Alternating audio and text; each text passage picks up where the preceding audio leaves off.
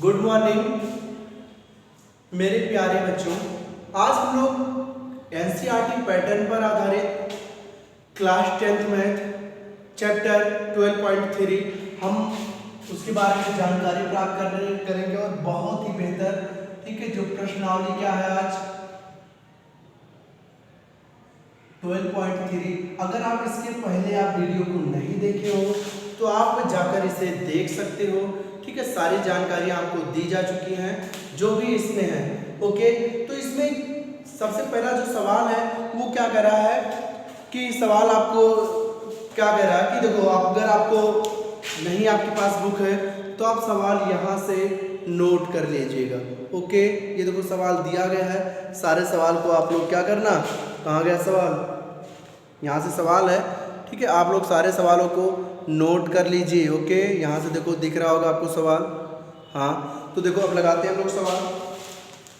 कह रहा है कि जब तक अन्यथा ना कहा जाए, जब तक अन्यथा ना कहा जाए तब तक आप 22/7 का यूज करेंगे जो पाई की वैल्यू होती है। जब अन्यथा कहने का मतलब ये होता है कि जब सवाल में दे देगा कि 3.14 आप पाई की जगह पर रख दीजिए तो रख दीजिएगा, लेकिन जब तक ऐसा नहीं बोलेगा तब तक आपको नहीं रखना है। तो जो पहला सवाल ऐसे दिया गया है,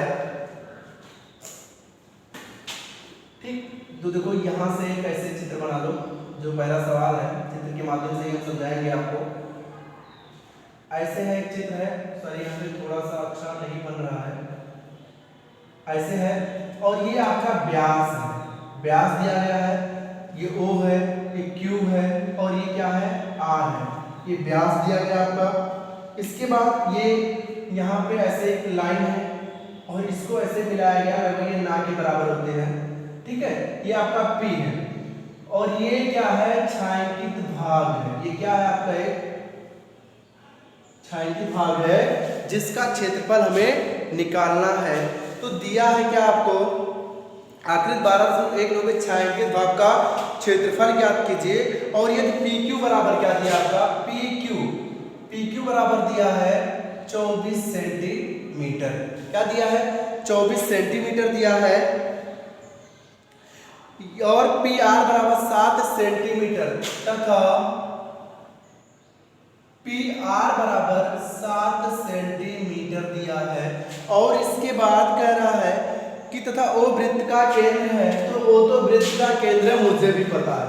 अब आप बताओ, ये वृत्त का केंद्र है, वृत्त से केंद्र से जो जाने वाली रेखा होती है और जो वृत्त को दो बराबर भागों में काटती है उसे व्यास कहते हैं ना, अर्थात जो आपका QR है वो क्या है, व्यास है। तो हम इसके छायांकित भाग का क्षेत्रफल निकालना है। देखो ये आपका एक समकोण त्रिभुज होता है, कैसे आप ये 90 डिग्री यहाँ पे बनता है। हम कहते हैं जो जीवा होती है, किन्हीं दो जीवा द्वारा परिधि पर बनाया गया कोण 90 डिग्री का होता है। तो ये जो जीवा है वो परिधि पर क्या बना रहा है, कोण। व्यास वाली परिधि छोड़कर, ओके, जीवा सॉरी व्यास वाली जीवा को छोड़कर जितने भी जीवाएं होंगे उनके द्वारा परिधि पर बनाया गया कोण हमेशा क्या होगा, 90 अंश होगा। कहीं भी ऐसे मिला लेना, ऐसे यहाँ मिला लेना, ये 90 डिग्री बन जाएगा। मतलब आप कहीं भी मिलाओगे तो 90 डिग्री आपका बन जाएगा। तो ये 90 डिग्री होता है। अब आपको मैं बता दूं कि अगर आप अर्धवृत्त का क्षेत्रफल ज्ञात कर लो, अर्धवृत्त के क्षेत्रफल से जो व्हाइट वाला ये समकोण त्रिभुज वाला क्षेत्रफल घटा दोगे तो ये डैश वाला क्या बनेगा, क्षेत्रफल आपका बचेगा। तो यहाँ से देखो, सबसे पहले हम कहेंगे पाइथागोरस प्रमेय से हम कहेंगे त्रिभुज PQR में, क्योंकि ये 7 दिया है और ये कितना दिया है 24 है, इसकी वैल्यू निकालोगे तभी तो आपको त्रिज्या पता चलेगा। तो त्रिभुज PQR में पाइथागोरस प्रमेय से, पाइथागोरस प्रमेय से, ओके।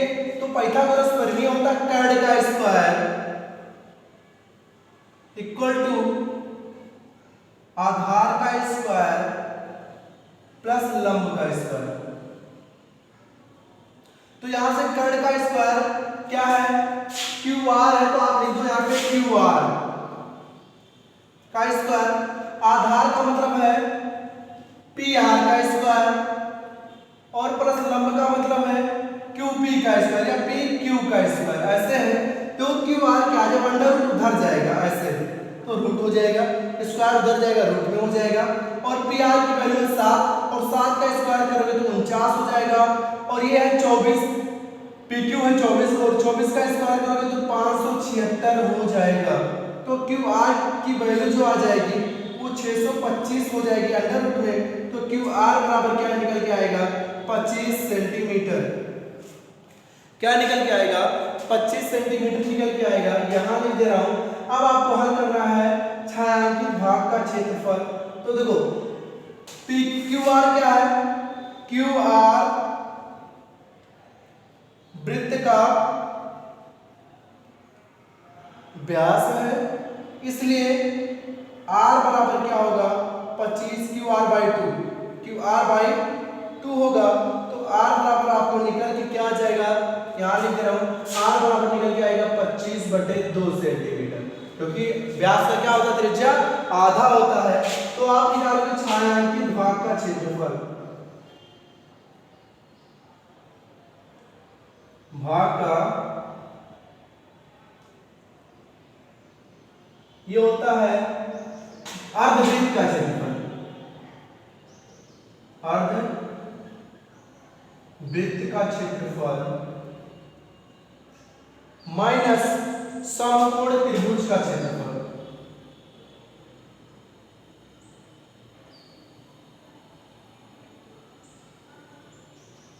त्रिभुज का निशान हमने बना दिया, समकोण त्रिभुज का क्षेत्रफल। तो देखो यहां से क्या होगा, अर्धवृत्त का क्षेत्रफल क्या होता है 1/2 पाई आर स्क्वायर, क्योंकि पूरे वृत्त का पाई आर स्क्वायर होता है, हाफ कर दे तो अर्धवृत्त का हो गया, माइनस 1/2 आधार गुणे ऊंचाई होता है समकोण त्रिभुज का क्षेत्रफल होता है।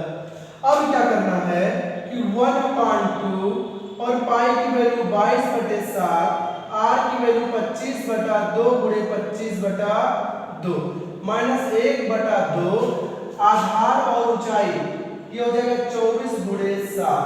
ओके, काटोगे तो ये हो जाएगा 12 हो जाएगा।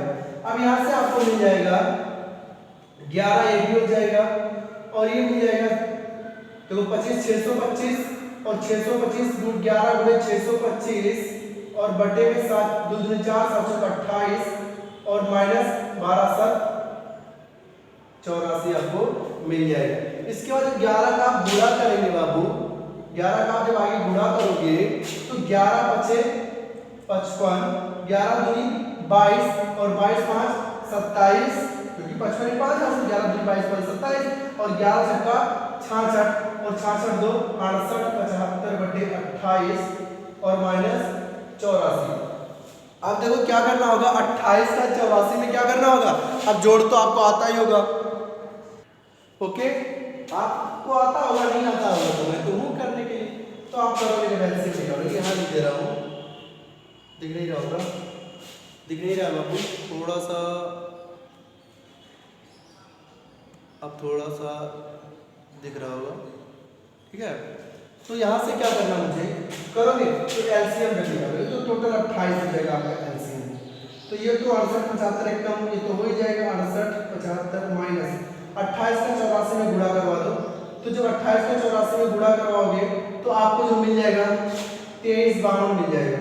गुणा नहीं तो करके देख लो, 84 गुणे क्या हो जाएगा 28, 8 चौक 32 के 2 होगा ना, 8 चौक 32 के 2, 8 8 64 और 64 से 8 चौक 32, 8 28 64 और 64 3 67 और 2 चौक 8 और 2 8 16, मतलब मिल जाएगा 2 8 7 15 6 से 12 13 1 1 2, मतलब क्या मिल जाएगा 23 52 मिल जाएगा। घटा देते हैं तो 5 से 2 जाएगा 3 बचेगा, 7 से 5 जाएगा 2 बचेगा, 8 से 3 जाएगा 5 बचेगा, 6 से 2 जाएगा 4 4523/28 सेंटीमीटर स्क्वायर। तो इस प्रकार से इसका जो आंसर होगा वो आपके सामने है, जो आपके पहले सवाल का आंसर है। कितनी आसानी से बता दिया हमने कि आपको सबसे पहले अर्धवृत्त का क्षेत्रफल निकाल लो। अर्धवृत्त के क्षेत्रफल से क्या करना है, समकोण त्रिभुज वाले का क्षेत्रफल घटा देना है, तो वो क्या आ जाएगा छायांकित भाग का क्षेत्रफल आपको मिल जाएगा। ओके, अब देख लेते हैं हम लोग अगला सवाल। नहीं समझ में आए तो कमेंट में आप बता सकते हो। ओके, अब देखते हैं हम लोग अगला सवाल, इसको रफ कर देते हैं।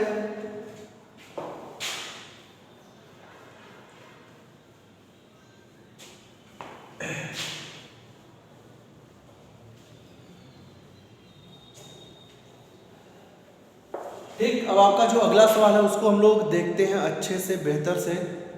ठीक है, अगला सवाल आपका कह रहा है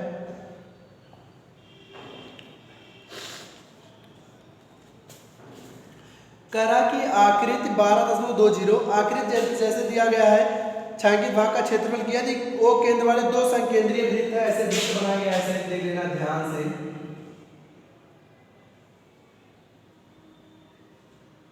एक केंद्र है,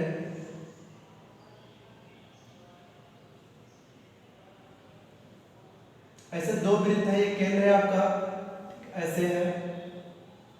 ओके, अब ये कह रहे हैं कि इन्होंने सॉरी यहां से कह रहे हैं कि ये जो है 40 डिग्री है, और ये O है, ये B है, ये D है, ये A है, ये C है। हमें इस छायांकित भाग का क्या निकालना है?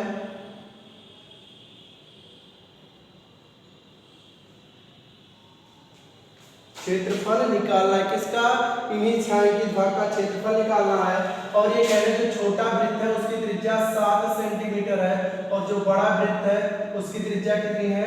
14 सेंटीमीटर है। कोई दिक्कत नहीं, आपको पता है कि आप त्रिज्यखंड का क्षेत्रफल निकाल सकते हो। तो देखो, बड़े वृत्त की त्रिज्या इक्वल टू, आप मान लो त्रिज्या R2 बराबर 14 सेंटीमीटर। छोटे वृत्त की त्रिज्या, छोटे वृत्त की त्रिज्या R1 मान लो, इसे वृत्त की त्रिज्या या R2 मान, कोई दिक्कत नहीं। वृत्त की त्रिज्या क्या होगी? R2 बराबर 7 सेंटीमीटर। इस प्रकार से आपने मान लिया और दिया है, हमने R1 R2 मान लिया कि डबल त्रिज्या है।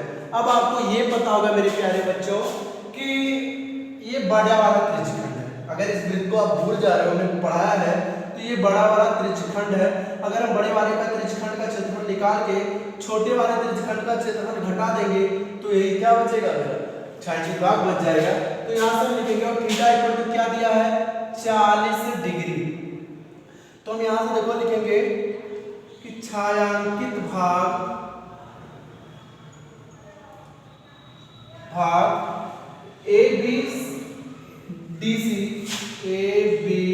ABDC का क्षेत्रफल इक्वल टू, ये फार्मूला बनाना पड़ता है, बड़े त्रिज्यखंड का क्षेत्रफल, या आप लिख दो त्रिज्यखंड OAC का क्षेत्रफल, AOC का क्षेत्रफल माइनस छोटे त्रिज्यखंड, छोटे त्रिज्यखंड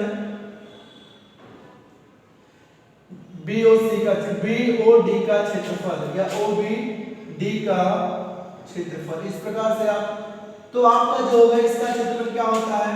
थीटा बाई 360 गुणे पाई R स्क्वायर माइनस त्रिज्यखंड इसका भी होगा थीटा बाई 360 गुणे पाई R स्क्वायर। ये R1 का स्क्वायर, ये R2 का स्क्वायर हो जाएगा। ओके, क्योंकि हमने R1 और R2 को माना है। तो देखो इसमें कॉमन है आपको थीटा बाई 360, और थीटा बाई 360 आपको मिल जाएगा 40/360, और गुणे में आपको कॉमन मिल जाएगा 22/7 मिल जाएगा, क्योंकि पाई दोनों में, पाई की वैल्यू 22/7 हमने कॉमन ले लिया, और ये थीटा बाई 360 सब में था, थीटा की वैल्यू 40/360। यहाँ पे मुझे R1 का स्क्वायर का मतलब 14 का स्क्वायर, R2 का स्क्वायर का मतलब 7 का स्क्वायर। ओके, तो यहाँ से हो जाएगा बाबू 0 0 4 9 36 9 आ गया, तो ये हो जाएगा 22/9 गुणे 7 यहाँ पे बचा हुआ है, और ये 14 का होता है 196 माइनस 49 घटाते हैं, तो अगर आप घटाओगे तो मिलेगा 22/9 गुणे 7, और इधर क्या मिल जाएगा? गुणे में 16 में से लोगे 7, यहाँ पे बचा 5 से 4 जाएगा, एक बच, सॉरी यहाँ से 5 करें, 8 बचा, 8 से 4 जाएगा, 4 बचेगा, और 147 9 से नहीं कटेगा बट 7 से कटेगा, 7 दूनी 14, 7 एकम 7 21 आ गया, 3 त्रिका 9, 3 सत्ते 21, आपको सब मिला के मिलेगा 22 सत्ते 154/3 सेंटीमीटर स्क्वायर। इसका क्षेत्रफल निकल के आया। छायांकित भाग का क्षेत्रफल जो आपका निकल के आया वो निकल के आया कितना? 154/3 सेंटीमीटर स्क्वायर है। 3 निकालने आप घबरा जाओ, 154/3 सेंटीमीटर स्क्वायर, ये आपके छायांकित भाग का क्षेत्रफल निकल के आ गया। इसी दूसरे सवाल में एक सवाल और है, उसको भी हम लोग देख लेते हैं। वो क्या है, आप इसका स्क्रीनशॉट ले लीजिएगा।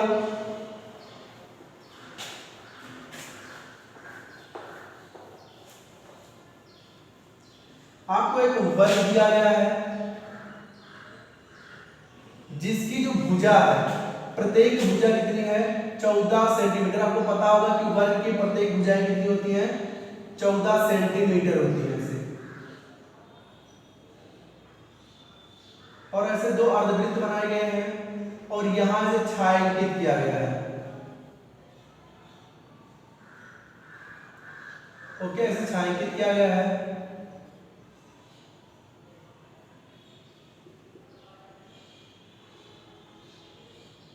ठीक, ये आपको इन्हीं छायांकित भागों का हमें क्षेत्रफल निकालना है सभी का। तो अब कैसे निकलेगा, आप थोड़ा सा दिमाग आप खुद भी लगा सकते हो कि आपको क्या करना होगा। सबसे पहले आपको ये करना होगा कि छायांकित भाग का क्षेत्रफल निकालने के लिए आपको वर्ग का क्षेत्रफल निकाल लो और वर्ग के क्षेत्रफल से दोनों अर्धवृत्तों का क्षेत्रफल घटा दो। जो व्हाइट वाले इन्हीं का क्षेत्रफल घटा दो तो ये छायांकित भाग का क्षेत्रफल बचेगा। तो दिया है, और देखो अगर बात करते हैं तो ये क्या है, इसका व्यास है ना वृत्त का, और इसकी लंबाई कितनी है, 14 सेंटीमीटर। त्रिज्या क्या होगी, तो आप लिखोगे, दिया है वृत्त की त्रिज्या r बराबर कितना, 7 सेंटीमीटर। 14 का आधा क्या हो जाएगा, 7 सेंटीमीटर हो जाएगा। ठीक, अब छायांकित भाग का क्षेत्रफल क्या होगा, तब छायांकित भाग का क्षेत्रफल बराबर वर्ग का क्षेत्रफल। नाम दे देना, वर्ग का नाम दिया गया है ADBC, और इसका बीच में तो होगा P है, इसकी कोई दिक्कत हमें नहीं है। वर्ग का क्षेत्रफल माइनस 2 गुणे अर्धवृत्त का क्षेत्रफल, क्योंकि बाबू 2 अर्धवृत्त है ना तो एक ही निकालो क्योंकि दोनों समान है। अर्धवृत्त का क्षेत्रफल क्योंकि बीच से है ना, 2 गुणे अर्धवृत्त का क्षेत्रफल, या दोनों अर्धवृत्त का क्षेत्रफल लिख सकते हो, बट आपको जो अच्छा है 2 गुणे अर्धवृत्त का क्षेत्रफल। तो वर्ग का क्षेत्रफल क्या होता है, भुजा स्क्वायर होता है, माइनस 2 गुणे अर्धवृत्त का क्षेत्रफल 1/2 पाई r स्क्वायर होता है। ओके, तो भुजा स्क्वायर का मतलब 14 का स्क्वायर, 2 गुणे 1/2 गुणे 22/7, और r की वैल्यू कितना है, 7 गुणे 7। ओके, तो इस प्रकार से है, 2 से 2 कैंसिल हो गया, 7 से 7 कैंसिल हो गया, और 14 का स्क्वायर होता है 196 माइनस 22 शक्ति कितना होता है, 154 होता है। 6 में से 4 के कितना बचेगा आपका, 2 बचेगा, 9 में से 5 के 4। ठीक, और यहाँ से सिर्फ आपको मिलेगा 42 सेंटीमीटर स्क्वायर मिलेगा। कितना मिलेगा बाबू मेरे, 42 सेंटीमीटर स्क्वायर मिलेगा।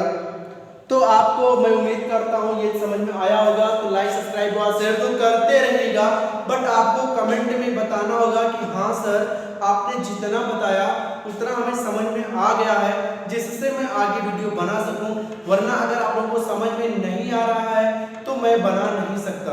ओके, क्योंकि और भी टीचर है वो आपको मैथ का वीडियो प्रोवाइड करवाएंगे, जैसा भी करवा भी रहे हैं तो वो भी आपको करवाएंगे। यदि हमसे नहीं समझ में आ रहा तो सबसे अच्छी बात तो ये है कि दूसरा टीचर आपको पढ़ाएगा। ठीक, तो कहने का मतलब ये है कि यदि आपको समझ में आ रहा है हमारा वीडियो तो सबसे पहले तो पूरा देखिए, और इसके बाद नहीं आ रहा तो बताइए, आ रहा तो बताइए, उसी हिसाब से आपके भविष्य के साथ नहीं खेला जाएगा। ठीक है, तो बाकी धन्यवाद आप सभी का, बाकी बाद में मिलेंगे।